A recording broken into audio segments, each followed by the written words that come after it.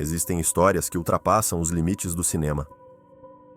Relatos tão perturbadores que inspiraram alguns dos filmes de terror mais assustadores já criados. Quando as luzes se apagam e a tela brilha, é fácil acreditar que tudo o que vemos é apenas ficção. Mas e se eu te dissesse que, por trás de muitas dessas histórias, há algo mais real do que gostaríamos de admitir? Bonecas que se movem sozinhas, pesadelos que matam, espíritos que nunca descansaram, e crimes cometidos por pessoas que pareciam completamente normais. Hoje, vamos mergulhar fundo em 5 casos reais que deram origem a alguns dos maiores clássicos do terror. 5 histórias que provaram que, às vezes, o medo não vem da imaginação. Ele vem da realidade. Bem-vindo ao Almanaque do Desconhecido. Prepare-se, apague as luzes e descubra o que realmente se esconde por trás dos filmes que te fizeram perder o sono. Número 5. Annabelle. Tudo começou de forma inocente. Um simples presente de aniversário. Uma jovem enfermeira, feliz e dedicada, recebeu de sua mãe uma boneca de pano, costurada à mão, com fios vermelhos como cabelos e um sorriso triangular pintado em seu rosto, nada de assustador. Certo? Mas o tempo mostraria que esse presente era, na verdade, uma maldição disfarçada de inocência. A jovem, chamada Donna, dividia um pequeno apartamento com sua amiga Andy. As duas trabalhavam duro no hospital e viam a boneca como um objeto simpático, quase uma companhia. Por um tempo, tudo foi normal, até que as coisas começaram a mudar. Primeiro, foram pequenos detalhes. A boneca amanhecia em posições diferentes da noite anterior. Os braços cruzados, a cabeça virada. Donna e Andy riam disso, achando que era apenas coincidência, ou talvez alguma brincadeira entre elas. Mas as mudanças ficaram mais inquietantes. A boneca começou a aparecer em outros cômodos, mesmo quando as duas tinham certeza de que a haviam deixado trancada no quarto. Depois vieram os bilhetes. Papéis amarelados, escritos com uma caligrafia infantil, com mensagens curtas e perturbadoras. Ajude-nos! Ajude-a! O problema? Donna e Andy nunca tinham aquele tipo de papel em casa. A inquietação cresceu quando perceberam algo ainda mais estranho. Certa noite, ao voltarem do trabalho, encontraram a boneca em pé, encostada na parede da sala, e uma pequena mancha vermelha em sua mão de pano. Apavoradas, decidiram buscar ajuda espiritual. Chamaram uma médium, que, ao entrar no apartamento, imediatamente sentiu algo denso no ar. Depois de um breve silêncio, ela revelou: há um espírito aqui. O de uma menina chamada Annabelle Higgins. Segundo a médium, Annabelle havia morrido naquela região, antes mesmo de o prédio ser construído. O espírito, supostamente inocente, apenas desejava ser amado e pediu para permanecer com Donna e Andy. Comovidas, as jovens aceitaram, e esse foi o erro que mudou suas vidas. Logo após isso, os fenômenos se intensificaram, portas batiam sozinhas, objetos se moviam. E certa noite, o namorado de Andy acordou com a boneca de pé sobre seu peito e marcas de arranhões no corpo. A partir daí, o medo se transformou em pânico. As enfermeiras procuraram um padre que, após ouvir o relato, decidiu contatar 2 investigadores de renome, Ed e Lorraine Warren, o casal que, anos depois, ficaria famoso por suas investigações paranormais. Ao analisar o caso, os Warren chegaram a uma conclusão perturbadora. Não há uma criança aqui. Há algo que finge ser uma. Segundo eles, o espírito que se apresentava como Annabelle não era uma menina, e sim uma entidade demoníaca, tentando enganar as jovens para possuir uma delas. Os Warren realizaram um exorcismo no apartamento. As manifestações diminuíram, mas a energia maligna não desapareceu. Por segurança, a boneca foi levada para o museu particular dos investigadores, o Museu do Ocultismo dos Warren, em Connecticut. Lá, Annabelle foi trancada em uma caixa de vidro, com um aviso claro em letras vermelhas. Aviso: não toque. Desde então, a boneca permanece lá, selada e isolada. Dizem que toda semana um padre vai até o museu para abençoar o local e conter o que ainda está preso dentro dela. Mas há quem diga que às vezes, Quando o ambiente está silencioso demais, é possível ouvir leves batidas vindo de dentro da caixa, como se alguém ou algo tentasse sair. E se você acha que essa foi a história mais perturbadora da lista, espere até conhecer o próximo caso, porque o verdadeiro terror não usa máscaras nem fantasias. Ele pode sorrir diante de você, vestido de palhaço. Número 4. O palhaço. Poucas imagens causam tanto desconforto quanto o sorriso pintado de um palhaço. Aquela mistura de alegria forçada e olhos fixos que parecem observar cada movimento seu. Mas, para algumas pessoas, o medo vai muito além do rosto pintado. E tem um nome: John Wayne Gacy. Antes de ser conhecido como o homem que inspiraria o terror de It, A Coisa, John era, para todos os efeitos, um cidadão exemplar. Vivia em Illinois, nos Estados Unidos. Tinha um bom emprego, uma família, participava de eventos comunitários e era querido por vizinhos. Mas havia um detalhe que o tornava ainda mais popular. Ele adorava se vestir de palhaço. Chamava-se Pogo, o palhaço, e comparecia a festas infantis e desfiles de caridade, levando alegria a crianças. Pelo menos, era o que todos acreditavam. O que ninguém sabia é que por trás daquele sorriso colorido existia algo terrível, um passado sombrio e uma mente doentia. John havia crescido sob o controle de um pai alcoólatra e agressivo. Apanhava constantemente e mais tarde, ainda na infância, foi abusado por um amigo da família. Depois, quando adulto, ele parecia ter superado tudo aquilo, mas na verdade, o mal apenas dormia dentro dele, esperando o momento certo para acordar. Entre 1972 e 1978, John Wayne Gacy cometeu uma série de crimes que chocaram o mundo. Durante o dia, ele era o homem respeitável de sempre, empresário, voluntário, o palhaço sorridente, mas à noite, ele se transformava.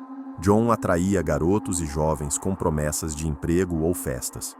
Quando as vítimas chegavam, ele as amarrava, torturava, abusava e as matava. Depois escondia os corpos dentro de sua própria casa. Quando a polícia finalmente o investigou, encontrou algo horrendo.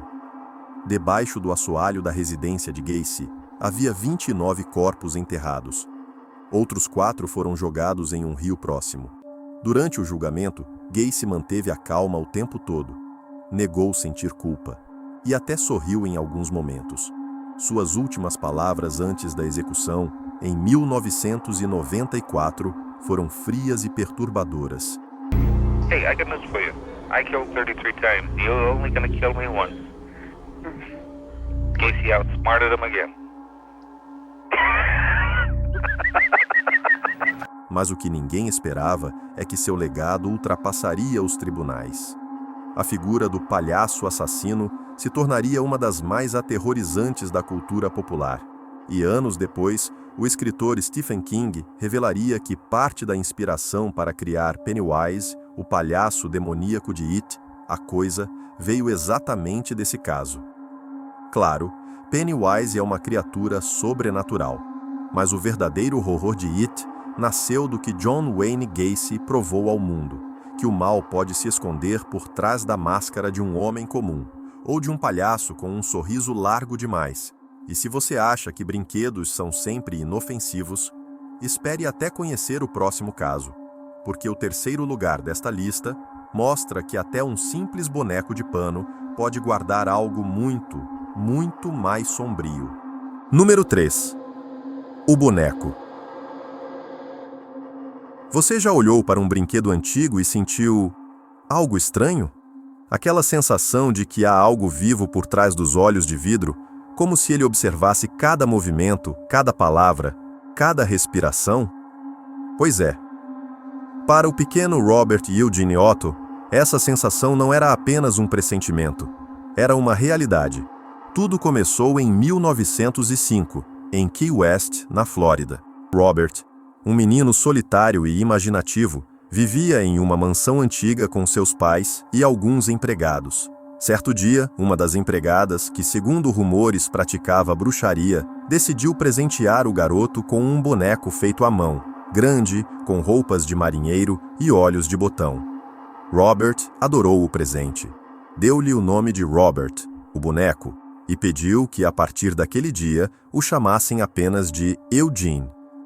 Parecia uma brincadeira infantil, mas com o tempo, as coisas começaram a sair do controle. Os pais de Eugene ouviam o menino conversando com o boneco no quarto. Isso não seria estranho, se apenas Eugene falasse, mas, frequentemente, uma segunda voz, grave e rouca, respondia. Às vezes, os empregados diziam ouvir risadas vindas do quarto vazio. Outras vezes, o som de passos leves atravessando o corredor. Objetos se moviam, portas batiam. E o boneco aparecia em lugares diferentes, como se andasse pela casa quando ninguém estava olhando. Com o passar dos anos, os incidentes ficaram piores. Uma noite, gritos despertaram toda a casa. Os pais correram para o quarto e encontraram os móveis virados, os brinquedos destruídos e Eugene encolhido em um canto, tremendo, dizendo apenas uma frase. Foi o Robert. Ele ficou bravo. A partir daquele momento, a família começou a temer o boneco. Mas Eugene nunca quis se livrar dele. Mesmo quando cresceu, tornou-se um pintor respeitado e voltou a morar na casa da infância, levando, claro, o boneco junto. As pessoas da cidade diziam que, em algumas noites, podiam ver pela janela a silhueta do boneco observando a rua. Outros afirmavam ouvir risadas vindas de dentro da casa, mesmo quando Eugene estava fora. Quando Eugene morreu, a casa foi vendida a uma nova família. E foi então que o verdadeiro horror começou novamente. A filha dos novos moradores, uma menina de 10 anos, encontrou o boneco no sótão e ficou fascinada por ele. Mas essa fascinação não durou muito. Poucos meses depois, a menina começou a gritar no meio da noite, dizendo que o boneco tentava matá-la. Assustada, a família se livrou dele e o doou a um museu local, o Museu East Martello, também em Key West. Lá, o boneco Robert ainda está exposto até hoje, dentro de uma vitrine de vidro. E há uma regra muito clara: quem quiser tirar uma foto dele deve pedir permissão primeiro. Funcionários e visitantes afirmam que, quando alguém o fotografa sem pedir, coisas estranhas começam a acontecer. Acidentes, azar, doenças súbitas. Centenas de cartas enviadas ao museu servem como pedidos de desculpa, de pessoas que juram ter sido amaldiçoadas pelo boneco, e assim nasceu a lenda. Uma história que inspirou o personagem de Chucky, o brinquedo assassino dos filmes. Mas, ao contrário de Chucky, Robert não é um boneco de plástico, ele é real. E continua guardado em silêncio, observando quem ousa encará-lo, com aquele mesmo sorriso costurado e olhos imóveis. Alguns dizem que o boneco ainda tem o mesmo olhar que Eugene descrevia quando era criança. Aquele olhar que não parece vir de dentro do pano, mas de algo muito mais antigo. E se bonecos podem abrigar algo maligno, o que dizer dos sonhos? Porque o próximo caso mostra que, às vezes, o pesadelo pode ser literalmente mortal. Número 2. O pesadelo. Freddy Krueger é um dos vilões mais icônicos do cinema de terror. Com sua luva de lâminas, rosto queimado e risada perturbadora, ele transformou o sono, aquele momento de descanso, em uma sentença de morte. Mas o que pouca gente sabe é que o pesadelo de Freddy nasceu de uma história real. Nos anos 70, uma série de mortes inexplicáveis chocou os Estados Unidos. As vítimas tinham algo em comum. Todas eram imigrantes vindos do Sudeste Asiático, principalmente do Laos, que haviam fugido da guerra para tentar uma nova vida na América. Essas famílias, que já carregavam traumas e medos profundos, começaram a perceber um padrão assustador. Homens jovens, aparentemente saudáveis, morriam dormindo, sempre após terem pesadelos terríveis. O primeiro caso registrado aconteceu em 1977. um jovem de 21 anos, que trabalhava e levava uma vida normal, começou a dizer que algo o perseguia nos sonhos. Ele dizia ver uma figura sombria, um homem que o queria morto. A família tentou tranquilizá-lo, dizendo que era apenas imaginação. Mas o medo dele era real. Durante dias, o rapaz se recusou a dormir.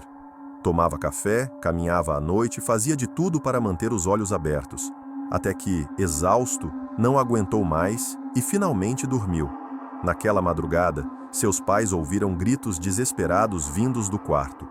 Quando chegaram, o encontraram morto, sem sinais de ataque, sem ferimentos, sem explicação. O jovem havia morrido, dormindo. A autópsia não revelou nada anormal. Coração saudável, pulmões intactos, cérebro em perfeito estado. Mas o terror estava só começando. Nos anos seguintes, dezenas de casos semelhantes foram relatados entre imigrantes asiáticos. Homens jovens, geralmente entre 20 e 35 anos, morriam durante o sono, sempre após relatar pesadelos intensos, visões de figuras sombrias, gritos no meio da noite. O fenômeno ficou conhecido pelos médicos como Síndrome da Morte Súbita Noturna Inexplicável. Mas, para as famílias, havia outro nome: o espírito que mata nos sonhos. Os xamãs da comunidade acreditavam que essas mortes eram causadas por uma entidade ancestral, um demônio que atacava quando a alma estava mais vulnerável, durante o sono. Para eles, era a vingança dos mortos da guerra, das almas que nunca encontraram paz. Os cientistas tentaram encontrar respostas. Alguns culparam o estresse extremo, o trauma, o medo constante. Outros suspeitaram de uma falha genética rara no coração. Mas nada foi comprovado. Nenhum único padrão fisiológico conseguia explicar por que pessoas perfeitamente saudáveis morriam exatamente da mesma forma. Foi então que, anos depois, o cineasta Wes Craven leu uma reportagem sobre esses casos e teve uma ideia. E se houvesse um assassino que matasse as pessoas dentro de seus sonhos? Nasceu assim Freddy Krueger, o monstro que transformou pesadelos em uma arma. Mas o detalhe mais macabro é que, até hoje, a síndrome de morte súbita durante o sono continua sendo um mistério médico. Casos isolados ainda ocorrem, principalmente em jovens de origem asiática. Pessoas que pouco antes de morrer afirmam que alguém as persegue em seus sonhos. Então, da próxima vez que você deitar e fechar os olhos, lembre-se, há lugares dentro da mente que talvez seja melhor não visitar. Porque se você morrer dentro de um sonho, talvez não acorde mais. Número 1. O chamado. O som do telefone toca. Uma voz fraca sussurra: 7 dias. E então o terror começa. A maioria das pessoas conhece o chamado como uma das histórias mais assustadoras já levadas ao cinema. Aquela fita amaldiçoada que mata quem a assiste, e a figura pálida da garota de cabelos longos saindo do poço. Mas o que pouca gente sabe é que essa lenda nasceu de um caso real, e muito mais antigo. Séculos antes da invenção do cinema, uma tragédia aconteceu no Japão, e ela ecoa até hoje nas sombras do castelo de Himeji. Conta-se que ali vivia um samurai poderoso e temido, chamado Aoyama Tesan. Entre os muitos empregados do castelo, havia uma jovem serva chamada Okiku, humilde, leal e de uma beleza silenciosa. O samurai se encantou por ela e tentou conquistá-la, mas Okiku recusou todas as suas investidas. Ela era pura e dedicada apenas ao seu trabalho. Aoyama, ferido no orgulho, jurou que ela se arrependeria. E foi então que a tragédia começou. Entre as tarefas de Okiku estava cuidar de 10 pratos de ouro, considerados tesouros da família. Um dia, o samurai escondeu um dos pratos e acusou a jovem de tê-lo perdido. Ele disse que, se ela não se tornasse sua amante, seria punida por roubo, crime que naquela época significava a morte. Desesperada, sem saída, Okiku rejeitou o samurai novamente, e ele, tomado pela raiva, A espancou, amarrou e a lançou viva em um poço. Dias depois, começaram os sussurros. À noite, o castelo era tomado por um som estranho. Uma voz feminina contando, baixo, de forma melancólica. 1, 2, 3, 4, 5, 6, 7, 8, 9. E então, silêncio, porque o 10º prato nunca mais seria encontrado. O espírito de Okiku voltava todas as noites, contando e chorando, buscando o prato perdido, e com ele, sua honra e sua vida. Diziam que quem ouvisse a contagem até o final enlouquecia. Outros acreditavam que se você ouvisse Okiku chegar ao número 9, ela apareceria diante de você, com os cabelos longos cobrindo o rosto e a pele branca como a morte. Os monges tentaram purificar o poço, mas o lamento nunca cessou. Mesmo séculos depois, turistas e moradores afirmam ouvir a voz de uma mulher vinda das profundezas, especialmente depois da meia-noite. Hoje, o poço de Okiku continua lá, cercado por barras de ferro, como se o mundo tentasse manter o espírito preso. Mas alguns dizem que, às vezes, as barras tremem sozinhas, como se algo lá embaixo ainda tentasse sair. E é essa história que inspirou o conto original japonês Bansho Sarayashiki, que mais tarde daria origem ao filme Ringu, e a sua versão americana, O Chamado. Aquela menina de cabelo longo e vestido branco que sai do poço é a representação moderna da alma de Okiku. Um espírito vingativo, condenado a reviver sua dor, a buscar eternamente o prato que perdeu e a punir quem ousa olhar para ela. Agora que você conhece as histórias reais por trás desses filmes, pense bem. Até que ponto a ficção é realmente apenas ficção? Porque, às vezes, o que o cinema chama de inspiração é, na verdade, o eco de algo que realmente aconteceu. Algo que o tempo não conseguiu enterrar. Algo que talvez ainda esteja à espreita, esperando o momento certo para voltar. Se você chegou até aqui, é porque é corajoso ou curioso demais.